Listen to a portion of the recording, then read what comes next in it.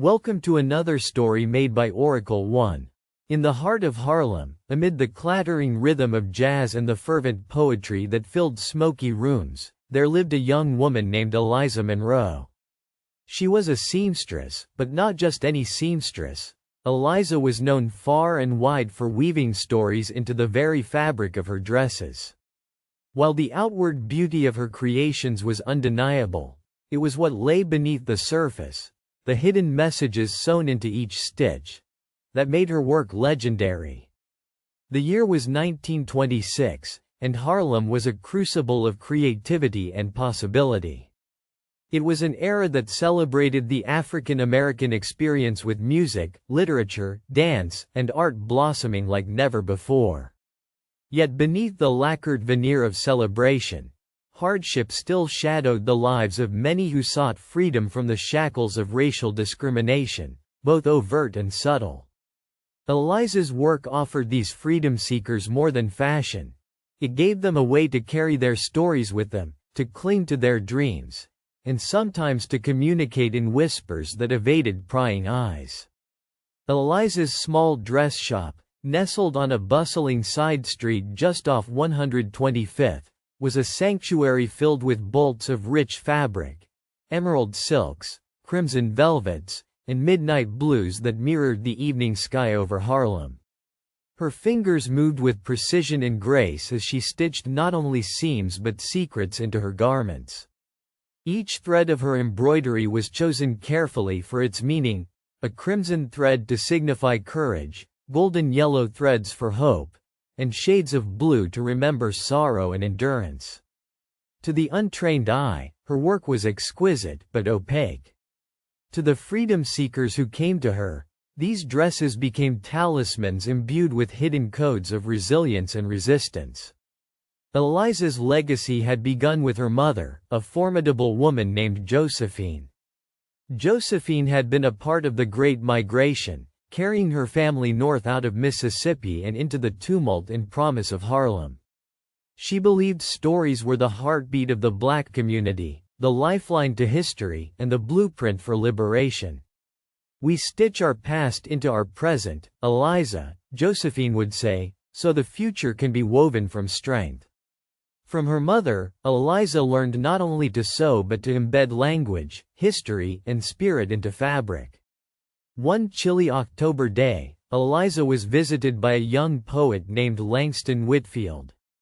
Langston was new to Harlem but eager to write about the lives that danced and struggled there, about the dreams that painted the night in hopeful colors. He had heard whispers about Eliza's dresses, about the secret stories within them, and he sought her out for a commission. His mother had once worn one of Eliza's dresses. The story was etched in the linings like a sacred text. Langston, an earnest and lean man with eyes that seemed always to be searching, pulled a folded newspaper from his satchel. It contained a poem he had written, a tribute to the resilience of the black working class in Harlem. "I want to wear your stories," he said, voice soft but insistent. "Not just in print, but in color and thread.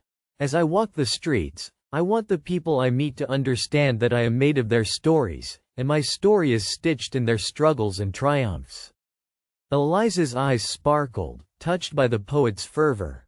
But she warned him, "Langston, these dresses are not just art. They are messages woven for those who know how to read them. Sometimes, that means walking between the shadows, carrying the truth like a secret." Langston nodded, understanding. And so, Eliza set to work on what would become her most profound creation yet, a suit for Langston that told the story of Harlem's dreamers and freedom seekers from every walk of life. A tapestry of black resilience stitched for the Renaissance poet's body. She began by selecting a fabric the color of twilight, deep, rich indigo, overlaid with threads in varying shades of gold, copper, and deep red. These represented the fire of ambition, the warmth of community, and the bloodline that stretched back to Africa and through centuries of struggle in America. Carefully, she embroidered patterns inspired by African kente cloth, interlacing geometric symbols that spoke to ancestral knowledge and strength. But beneath the beautiful surface lay coded script, tiny stitches creating words and phrases only visible upon close inspection or to those familiar with the symbols of the movement. As Eliza worked during long evenings, her thoughts wandered to the stories she had already sewn, like the jacket she had made for a young woman named Clara who was a part of the NAACP's anti-lynching campaigns, whose sleeve contained lines from poems by Paul Laurence Dunbar. Or the dress she had crafted for a jazz singer whose hemline contained a map of Harlem's underground jazz clubs, each stitch marking a place where freedom was found in music. By the time Langston's suit was complete, it felt like a piece of the Harlem Renaissance itself, a living tribute to the spirit of the movement, stitched with a fierce love for the community that created it. When Langston donned the suit for the first time, walking the streets of Harlem felt like stepping into a poem himself. People nodded in recognition or asked subtle questions only initiates of the Renaissance could decipher. But Eliza's work was not without danger. Her dresses connected many of Harlem's revolutionaries and dreamers, and the threads she stitched sometimes attracted the attention of those who wished to silence the voices of change. One night, a shadow crossed her doorway, a man who spoke in hushed tones of warnings and threats. Eliza understood then that her needle was not just a tool for beauty but a weapon in a silent war. Yet she refused to back down, for to stop stitching stories for freedom seekers would be to betray the legacy her mother had entrusted to her.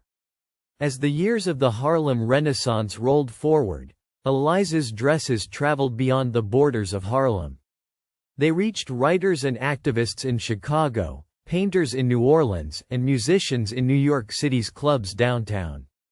Her work became a quiet thread binding a national movement for racial pride, identity, and liberation. Each stitch in her fabrics was a reminder that freedom was not just a destination but a journey woven in everyday acts of courage and expression. One pivotal moment came at a gathering in 1928 when Claudia, a civil rights activist and fearless orator, wore an Eliza dress to a public rally. The gown's embroidery contained coded messages urging perseverance and unity hidden beneath its fluttering skirts.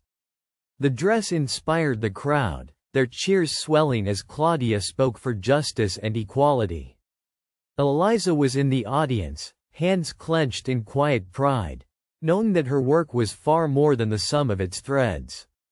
It was the essence of Harlem's unyielding spirit. As decades passed and the world changed, through wars, movements, and shifting tides, Eliza's shop remained a beacon of history stitched into fabric. The stories sewn into her garments became treasured heirlooms, passed down through families who remembered their past by wearing their history. In the small shop on the side street, now quiet but no less holy, the rolls of colorful fabric still beckoned. And somewhere in the linings of a dress, the quiet pulse of hope and freedom still beat strong, carried forward by a seamstress who wove stories that no force could unravel. For more stories, like and subscribe.